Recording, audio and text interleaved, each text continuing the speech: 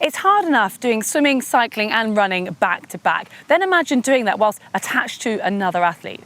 Well, I want to find out just what it's like to be a guided athlete and also the challenges that face the guide themselves. So I've come here to Mallory Park Race Circuit for the British Paratriathlon Training Day to find out more.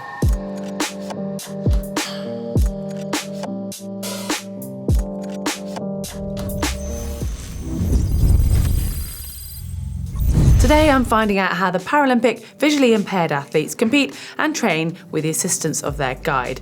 They're attached by a cord for the swim and the run, and then they ride together on the tandem. Well, as we are here, I thought I probably should have a go to actually experience what it's like to be guided and maybe even do some guiding. But as you can see, I've got a tandem. I have never ridden a tandem before, but the biggest problem being I need someone to help me. So I have recruited an expert guide. I'm delighted to say that today I'm going to be joined by Maya from GCN Espanol. Thanks for joining me, Maya. Thank you. And I know that you know what you're doing and I really don't, but where do we start with this? Are you ready? Don't think so, but I'm gonna have to give it a go. 1, 2, up. Oh my God. And then we'll start pedal, pedal, pedal, pedal, pedal. And then we'll clip. And you tell me. No worries. Are you clipped in? Yeah. Okay, perfect.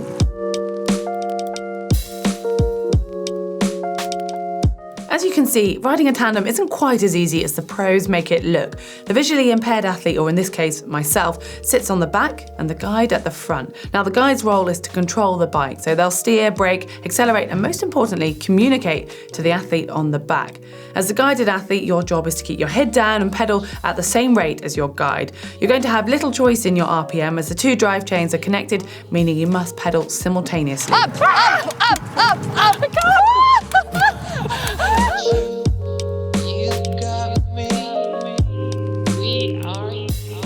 So Maya, you've obviously been a guide for many years. How did you become a tandem guide or a triathlon guide in the first place? I used to be a swimmer, and then when I moved to Spain, because I was born in Mexico City, and I used to do triathlon. But when I moved to Spain, I started triathlon more seriously, and then I had an injury in my foot, so I couldn't do the running. So I started cycling, and as I started cycling, a girl just like, "Oh, do you want to be my guide? I want to start doing the UCIs and the bigger races." So we started in the tandem together, and then I started racing as my own as well and the cycling. And yeah, I became a tandem pilot just for cycling. And then we got really big results, and then I went to the Paralympics in London. And then a friend that knew that I did triathlons before just contacted me and, "Oh, do you want to be my guide for triathlon?" I'm like, "I haven't done triathlon in a while and I don't know." So we started together, and it's when the sport started. It was going to be the first time in the Olympics in Rio. So we just started like doing the races and we got pretty big results, and yeah, it was really nice.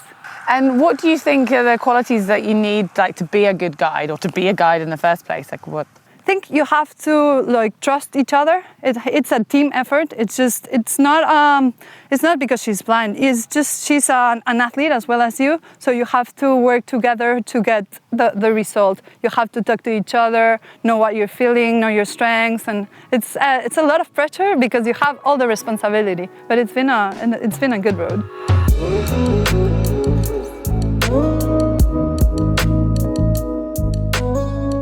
Well, that certainly made me realise how tough it is to ride a tandem and the importance of a solid relationship. Well, I caught up with visually impaired athlete Allison Pease and her guide Nikki Bartlett to hear how the pros do it. How do you go about finding a guide, and what are you looking for in your guide? It's obviously essentially you need someone that can swim, bike and run quick enough, but it's also got that kind of attitude where they can be confident, like you feel like you can rely on them, like you can build up a good rapport with them. So it's not just they can swim, bike and run really well, it's that they can make you feel confident, they can make you feel relaxed when you're in a situation where you feel vulnerable. And how do you like go about sort of developing that trust with them?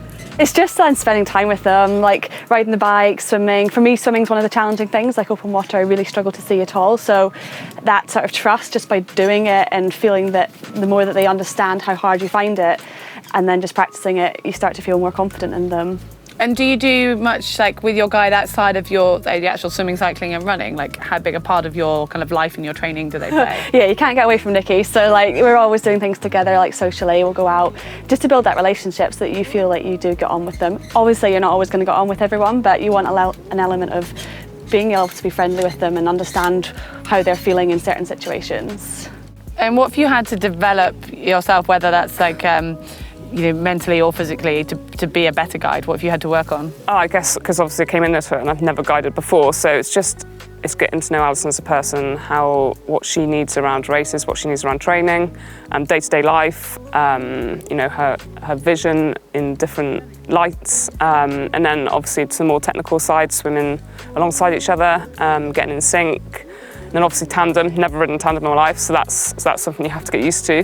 And then on the run, we haven't really done any run training together, but it all seems to be going well in races so far. So the run's pretty self-explanatory. And the biggest part, obviously, I imagine, is communication. When you're relying on the guide to communicate what you can't see. What are your communication strategies? And especially in the swim, you can't talk either. So swimming is a big one because you can't talk. So it's just then like you'll talk to where the boys are beforehand, and normally in a race we'll do a recce so that we know that how many taps there'll be. So basically I get taps in the head for turning for a boy, and you'll have talked through that there'll be 3 taps in their left-hand turns or whatever. And then there's other communication tips that maybe we don't want to give away that we use for certain things. But it's all like we've practiced it so many times so that I know exactly what each thing means. And on the bike, what are you wanting to hear? What are you asking from your guide?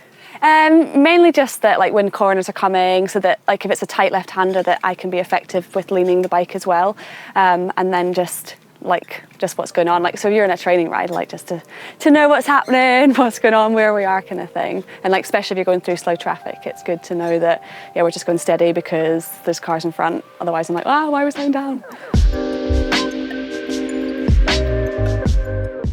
Okay, it seems that I've been thrown in at the deep end, as British Paratriathlon have very kindly invited myself and Maya to join in with their full triathlon training race. I'm really not quite sure what I'm letting myself in for, because we haven't practiced swimming or running together. We've done a little bit on the bike, and they have ever so kindly given me these goggles as well, which are blacked out, well not entirely, but very much replicating what some of the VI athletes can see. So there'll just be a little bit of light around the top. Haven't even tried them on yet or tried swimming. So Maya and I are going to attach each other by the leg like our guides would do normally, and I'm pretty much going to have to rely on her. We've not even swam together, so a bit scared about that. Then it's onto the bike, which in theory is familiar zone, although Maya's very ambitious and she wants us to put the bike shoes on, and we're going to see how that mount goes. I'm not holding my breath. And then finally the run, when I'll be in my comfort zone, and I'm just going to run normally for that, and we're going to do it together. So I think it's fair to say I'm a little bit scared about this.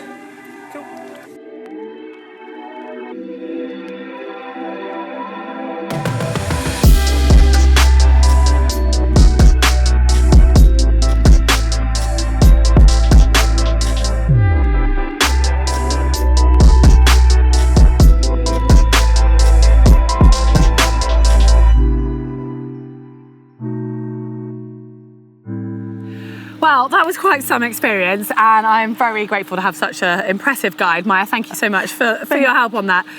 But it really just gave me a bit more of a perspective. I mean, like the swim, I could just about see your hat, and with those goggles, that was quite an experience. And I got to hit you sometimes. Yeah, no? sorry. Yeah, no worries. It's normal. But then on the bike, as you probably have seen, the mount was harder than I think we anticipated. But obviously, I am a complete novice. But it just showed to me how much, as a guided athlete or visually impaired athlete, you've got to trust your guide. And I was lucky that I was learning to trust Maya, and probably should have done more so. But just how important it is to be such a strong guide. Yeah, you really have to practice. As you see, it's a relationship. It's like a marriage. Yeah. You have to work out things and try new things as well, and just practice a lot. Yeah, and I think we're lucky that we were in sync for the swim and the run, and you made it for the bike. So thank you so much for that. I really enjoyed this experience. Hopefully you guys enjoyed it too. But if you want to get all of our videos at GTN, then you can find the globe on the screen to subscribe. If you liked our video, don't forget to give us some thumbs up.